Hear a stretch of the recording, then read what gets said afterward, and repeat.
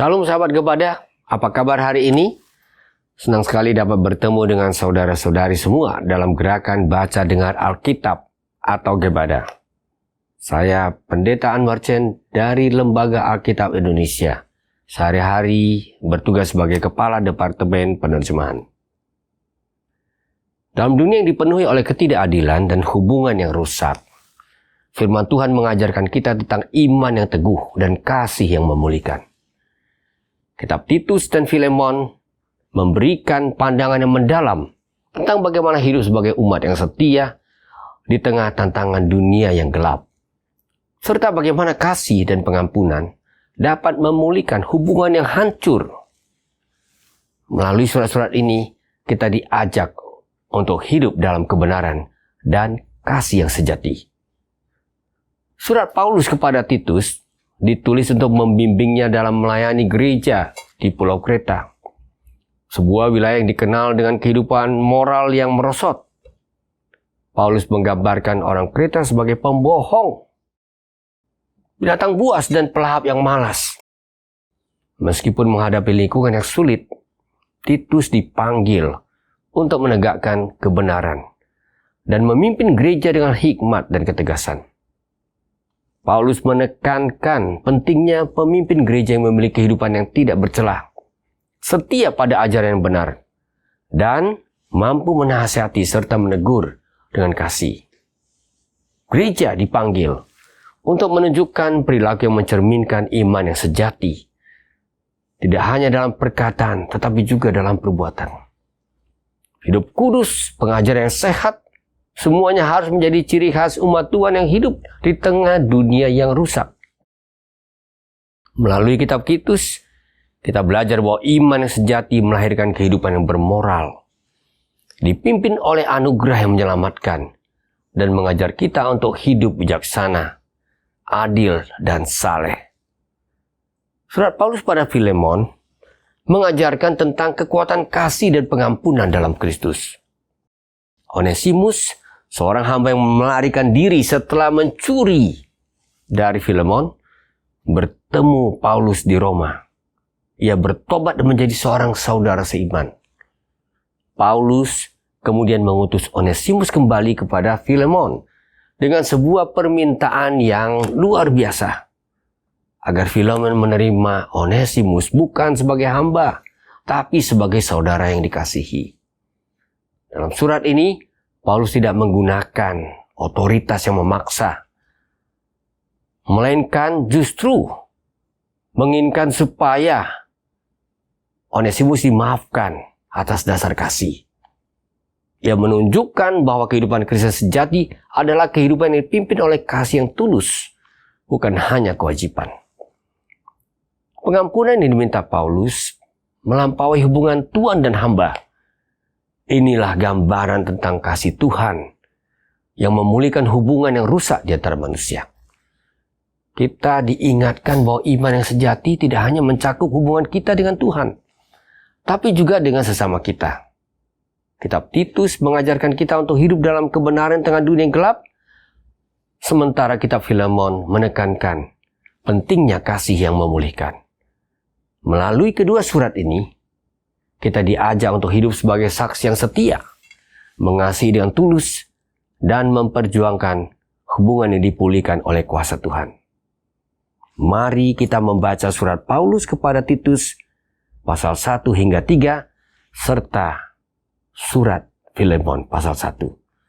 Sambil terus belajar dan menghayati ajarannya dalam kehidupan sehari-hari.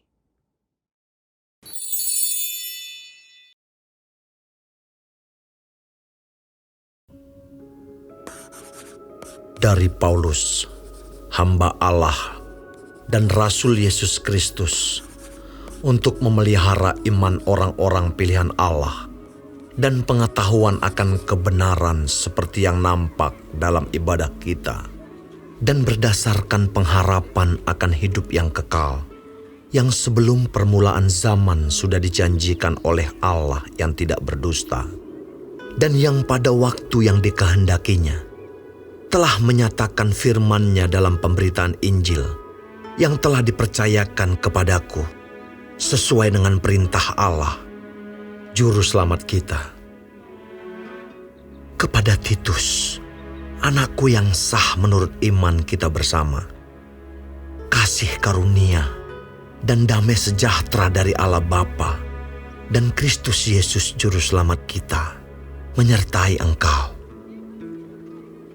Aku telah meninggalkan engkau di Kreta dengan maksud ini, supaya engkau mengatur apa yang masih perlu diatur, dan supaya engkau menetapkan penetua-penetua di setiap kota, seperti yang telah kupesankan kepadamu, yakni orang-orang yang tak bercacat, yang mempunyai hanya satu istri, yang anak-anaknya hidup beriman, dan tidak dapat dituduh karena hidup tidak senonoh atau hidup tidak tertib.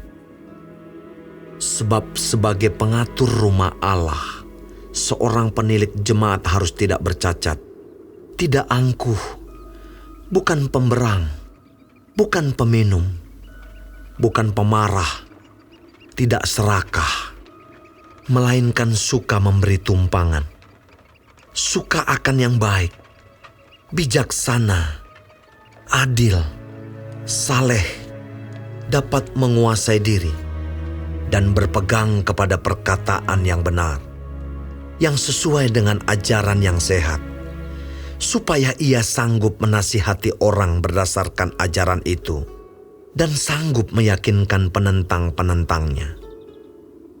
Karena sudah banyak orang hidup tidak tertib, terutama di antara mereka yang berpegang pada hukum sunat. Dengan omongan yang sia-sia mereka menyesatkan pikiran. Orang-orang semacam itu harus ditutup mulutnya, karena mereka mengacau banyak keluarga dengan mengajarkan yang tidak-tidak untuk mendapat untung yang memalukan. Seorang dari kalangan mereka, nabi mereka sendiri, pernah berkata, "Dasar orang Kreta pembohong, binatang buas, pelahap yang malas." Kesaksian itu benar. Karena itu tegurlah mereka dengan tegas, supaya mereka menjadi sehat dalam iman, dan tidak lagi mengindahkan dongeng-dongeng Yahudi dan hukum-hukum manusia yang berpaling dari kebenaran. Bagi orang suci semuanya suci, tetapi bagi orang najis dan bagi orang tidak beriman, suatu pun tidak ada yang suci, karena baik akal maupun suara hati mereka najis. Mereka mengaku mengenal Allah, tetapi dengan perbuatan mereka, mereka menyangkal Dia. Mereka keji dan durhaka, dan tidak sanggup berbuat sesuatu yang baik.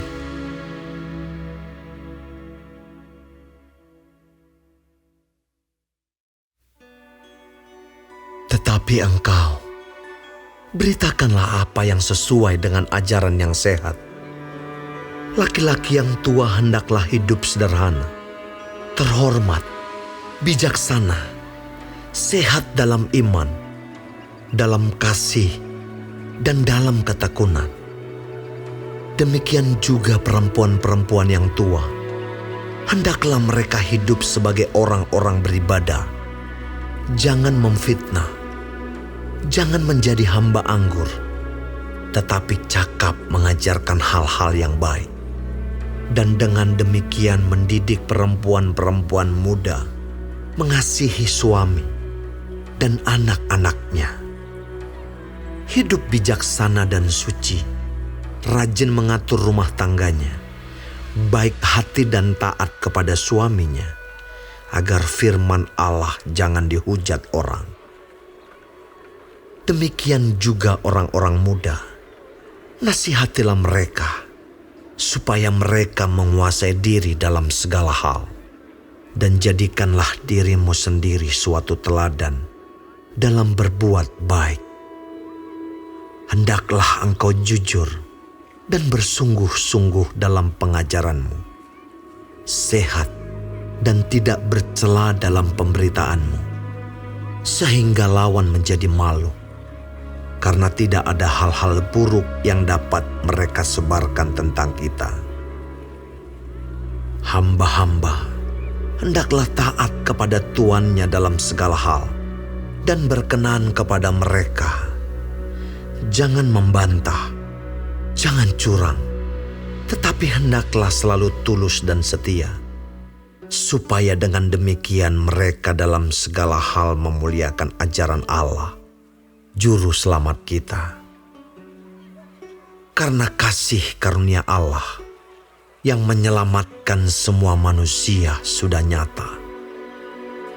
Ia mendidik kita supaya kita meninggalkan kefasikan dan keinginan-keinginan duniawi, dan supaya kita hidup bijaksana, adil, dan beribadah di dalam dunia sekarang ini, dengan menantikan penggenapan pengharapan kita yang penuh bahagia dan penyataan kemuliaan Allah yang Maha Besar dan Juru Selamat kita Yesus Kristus, yang telah menyerahkan dirinya bagi kita untuk membebaskan kita dari segala kejahatan dan untuk menguduskan bagi dirinya suatu umat, kepunyaannya sendiri yang rajin berbuat baik.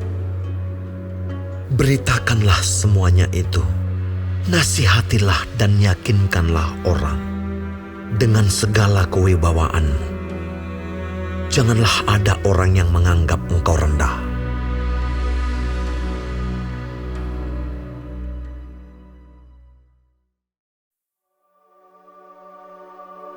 Ingatkanlah mereka, supaya mereka tunduk pada pemerintah dan orang-orang yang berkuasa, taat dan siap untuk melakukan setiap pekerjaan yang baik. Janganlah mereka memfitnah, janganlah mereka bertengkar. Hendaklah mereka selalu ramah dan bersikap lemah lembut terhadap semua orang. Karena dahulu kita juga hidup dalam kejahilan, tidak taat, sesat, menjadi hamba berbagai-bagai nafsu dan keinginan, hidup dalam kejahatan dan kedengkian, keji, saling membenci.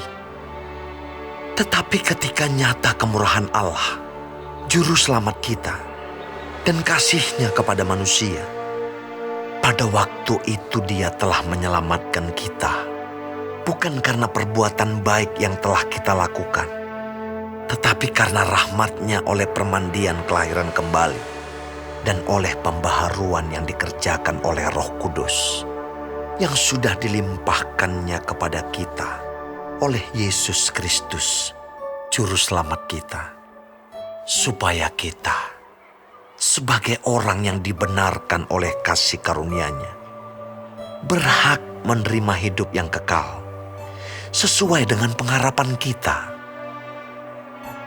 Perkataan ini benar, dan aku mau supaya engkau dengan yakin menguatkannya, agar mereka yang sudah percaya kepada Allah sungguh-sungguh berusaha melakukan pekerjaan yang baik. Itulah yang baik dan berguna bagi manusia. Tetapi hindarilah persoalan yang dicari-cari dan yang bodoh, persoalan silsilah, percekcokan, dan pertengkaran mengenai hukum Taurat, karena semua itu tidak berguna dan sia-sia belaka.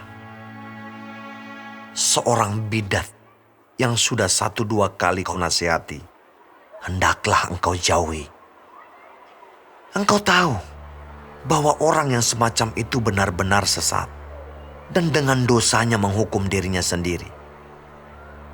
Segera sesudah kukirim Artemas atau Tikhikus kepadamu, berusahalah datang kepadaku di Nikopolis, karena sudah kuputuskan untuk tinggal di tempat itu selama musim dingin ini. Tolonglah sebaik-baiknya Zenas ahli Taurat itu dan Apolos dalam perjalanan mereka, agar mereka jangan kekurangan sesuatu apa. Dan biarlah orang-orang kita juga belajar melakukan pekerjaan yang baik untuk dapat memenuhi keperluan hidup yang pokok, supaya hidup mereka jangan tidak berbuah. Salam dari semua orang yang bersama aku di sini, dan sampaikanlah salamku kepada mereka yang mengasihi kami di dalam iman. kasih karunia menyertai kamu sekalian.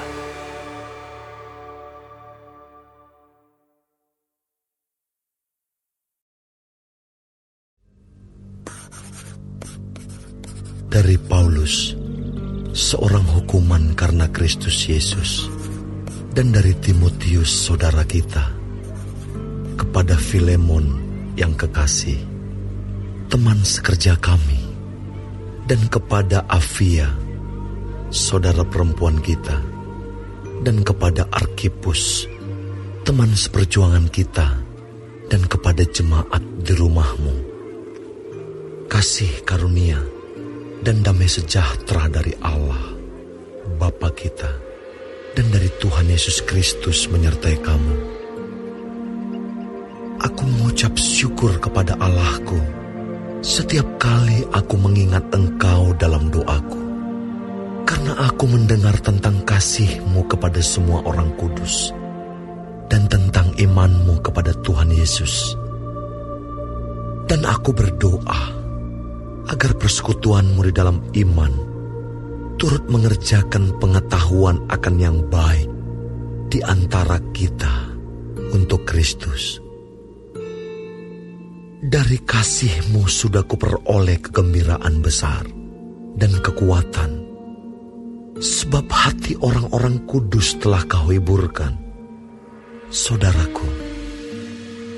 Karena itu, sekalipun di dalam Kristus aku mempunyai kebebasan penuh untuk memerintahkan kepadamu apa yang harus engkau lakukan, tetapi mengingat kasih-Mu itu, lebih baik aku memintanya daripadamu.